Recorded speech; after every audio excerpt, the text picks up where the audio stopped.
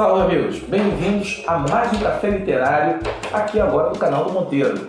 Hoje nós estamos entrevistando o professor Francesco Giordani, que vem conversar conosco sobre O Alienista, obra obrigatória do segundo exame de qualificação da UERJ.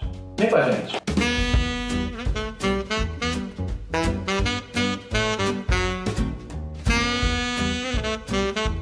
Bem, amigos, tudo bem? Estamos aqui hoje em mais um episódio do Café Literário. Hoje estamos aqui com o professor Francesco Giordani, que veio aqui conosco conversar sobre O Alienista, de Machado de Assis, que é uma obra obrigatória. Machado já caiu no ano passado, no comitê de redação, e este ano volta como um tema a ser explorado no segundo exame de qualificação. Eu acredito que você está assistindo aqui o canal. A primeira pergunta que você acredita que queira saber é o seguinte: o que é um alienista? O que é um alienista? Já é uma pergunta complexa em si, né, Monteiro? Primeiro, agradecer o convite, mesmo. Já sou um fã do café, vi todos os episódios.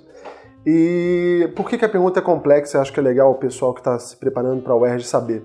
A primeira pergunta dos críticos à época era estruturalmente tentar identificar se é uma novela, se é um conto, né?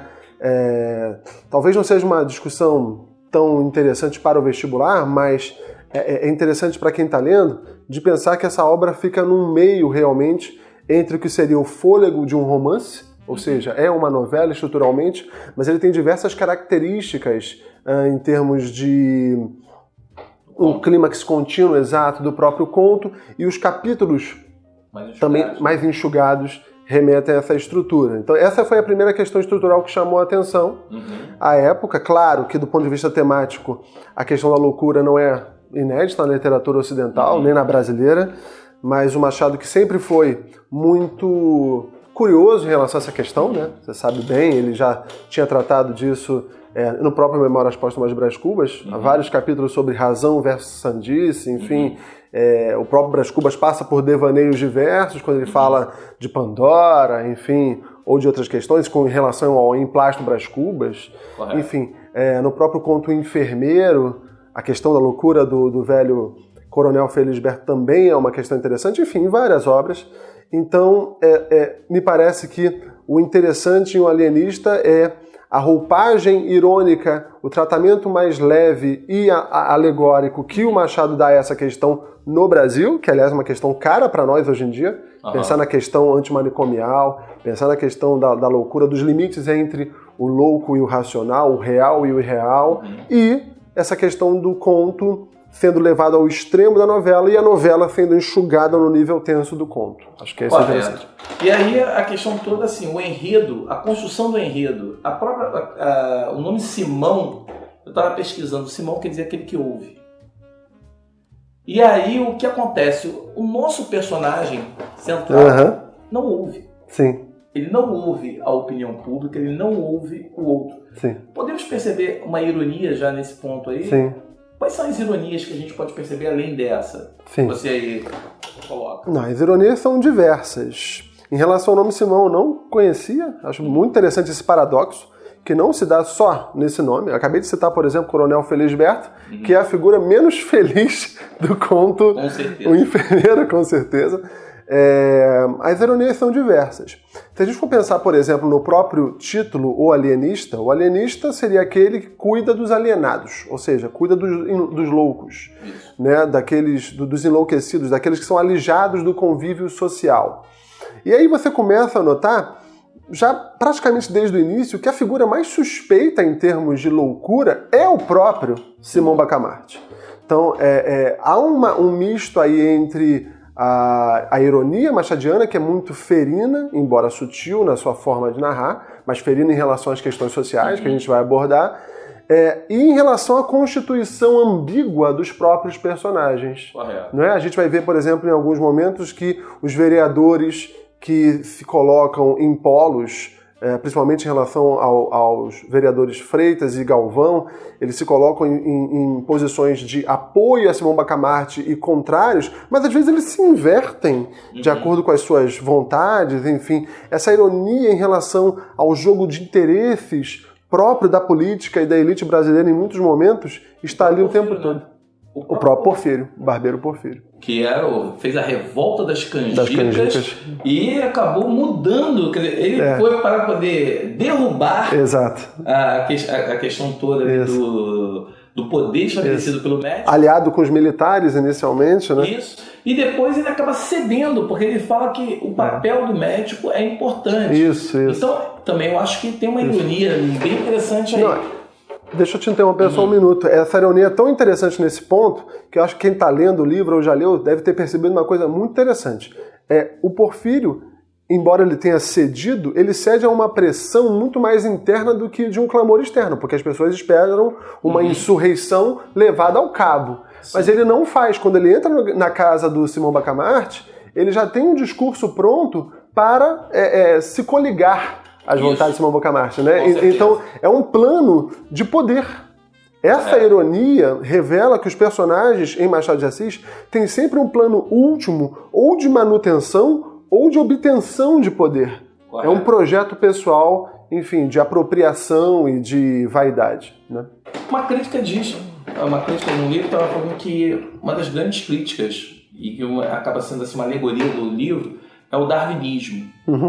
E aí a gente vive um período em que o cientificismo estava muito forte. A gente pode chegar e levar, o aluno pode ler o livro, sem dúvida, conduzindo a ironia em relação às teorias científicas? A pergunta é ótima.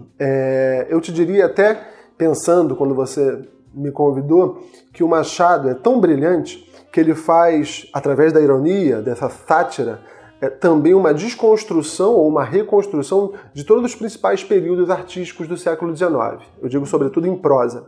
Se a gente for pensar na relação entre a esposa de Simão Bacamarte, Dona Evarista, e ele, é uma desconstrução de uma atmosfera romântica. Sim. A atmosfera realista também é desconstruída, porque a questão da verossimilhança é o tempo todo colocada em xeque. Tanto é que o próprio narrador dizem os cronistas. Acho que é muito legal o aluno estar atento a isso. Dizem, ele não afirma que aquilo foi dito de maneira documental, não há nenhum registro que comprove, e essa oitiva, esse ouvir dizer, coloca a verdade da obra em xeque. Coloca a verdade da obra quase que no nível de uma fofoca, né? Enfim. E a questão, como você coloca, do naturalismo, também está aí posta em xeque nos seus níveis tanto positivistas quanto darwinistas, enfim, deterministas. O cientificismo à época, propagado por Taine, Darwin, é profundo. As pessoas tendiam no final, já em meados, mas no final do século XIX, no Brasil sobretudo, a aceitar as verdades de maneira mais cética, apoiados em postulados científicos, e o Machado diz, nem sempre a ciência vai dar conta das questões, porque os interesses pessoais são maiores, né? Com certeza. Talvez nesse caso do alienista. Você falou do casamento dele, né? A forma como a ciência à frente de tudo. Como que a ciência ela é colocada como principal objetivo, como principal referência. E aí você tem uma questão que são as situações que ele faz, né? Não existe amor.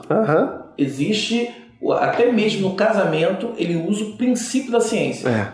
A mulher foi escolhida porque ela digeria bem, tinha boas funções fisiológicas. Não era feia nem bonita, portanto não tirava a atenção da ciência. A ciência seria a grande questão. E a questão da religião. O padre Lopes. Lopes é interessante, que é o lobo, né? Aí o padre Lopes, ele tem essa questão, né? Nós sabemos que o naturalismo e todo cientificismo coloca em xeque a questão da religiosidade. O aluno, quando lê a presença, a intervenção do padre Lopes, a questão dele mesmo, quando ele chega no final e diz que o único são é o Senhor, e por isso que o senhor deveria se internar, a gente pode entender que isso aí também seria uma ironia de Machado, justamente que seria uma vingança, por assim dizer, do padre, ou você tem uma outra visão disso aí?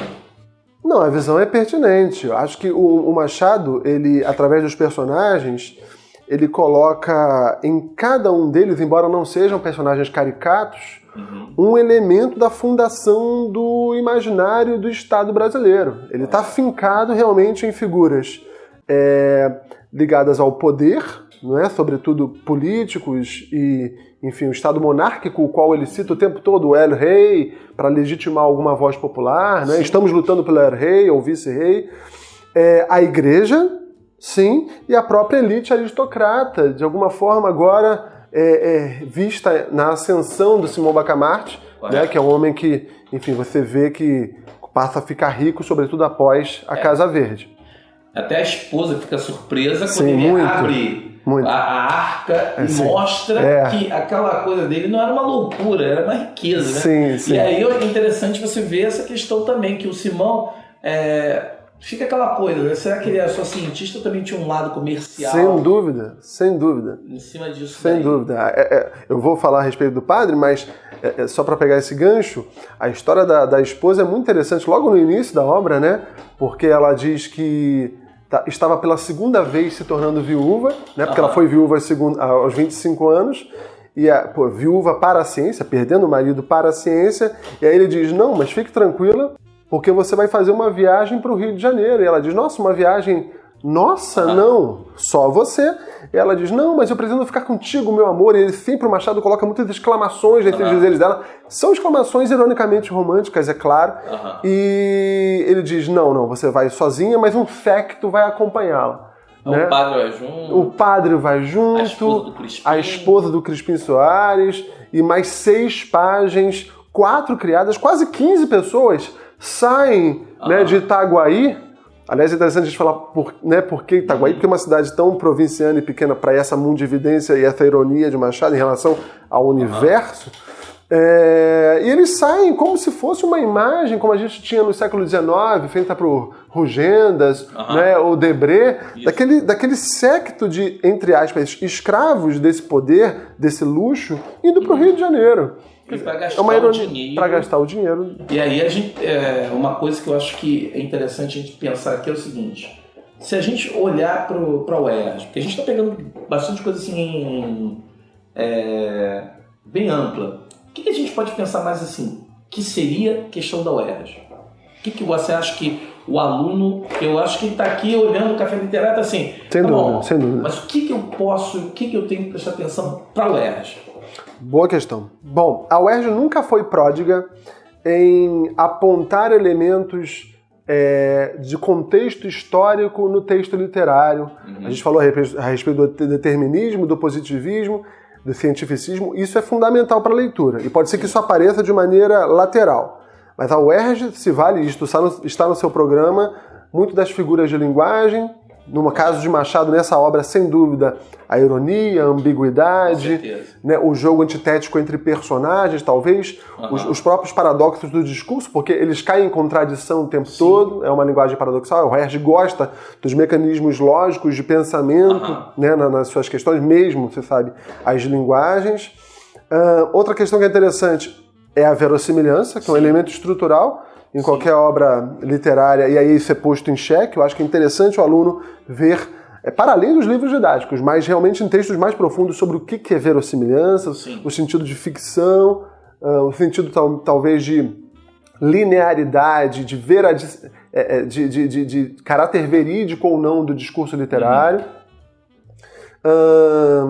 A UERJ gosta muito também do discurso narrativo, talvez, direto, indireto, livre. O Machado usa muito essa miscelânea de discursos. A gente percebe que, no caso do alienista, há alguns parágrafos mais longos, lembra de alguns blocos, em que ele coloca dentro do mesmo parágrafo todos esses tipos de discursos narrativos, não é? Mostrando que existe ali uma confusão social de vozes que vão engendrando discursos, e vence não quem está certo ou quem está errado, mas quem engendra o melhor discurso. E, em geral, quem vence é Simão Bacamarte. Sim, e até porque a autoridade revestida nele, do médico, né? As pessoas tinham assim, um receio de contrariar o médico, porque ele tem um poder, e esse poder é o poder do conhecimento. E como é um poder de conhecimento, ele acaba fazendo isso e usando isso como uma forma de imposição. Você falou da verossimilhança. Eu me lembrei de uma questão da PUC, que foi uma questão que assim, as pessoas... a PUC coloca essa questão da verossimilhança, né? Também. E as pessoas não entenderam essa questão de que ele colocava em xeque a própria narrativa. Foco narrativo eu acho que vale a pena. Foco narrativo. Que eu acho que ali, dentro da construção do romance, do texto, eu acho que tem uma importância também poder Sem ser dúvida. Os limites de um narrador observador que se torna onisciente, né? Porque se ele invade de maneira cômica os meandros da consciência ou do inconsciente dos personagens, sobretudo Simão Bacamarte, há ali um narrador que é onisciente e que ao mesmo tempo em alguns momentos finge apenas narrar de maneira observadora aqueles personagens naquele passado histórico. Correto. O tipo de narrador é interessante. Enfim, me parece que esses são os tópicos principais. A gente pode chamar o Simão de herói, anti-herói? O que você acha? O Simão é um anti-herói, sem dúvida alguma. Embora o Machado não me pareça usar sempre essa dicotomia. Para ele, o personagem deve ser humanizado, né, nas suas contradições, como as de todos nós. Há nos narradores de Machado, sobretudo naquilo que chamam de segunda fase, embora a gente não goste muito dessa definição, né? Mas pós Memórias Póstumas de Brás Cubas é muito claro que ele vai colocar na boca do seu narrador, seja ele em primeira pessoa ou dos protagonistas nos romances em terceira pessoa, a ideologia da elite brasileira, uma elite conservadora, uma elite que visa a manutenção de poder, de seus privilégios.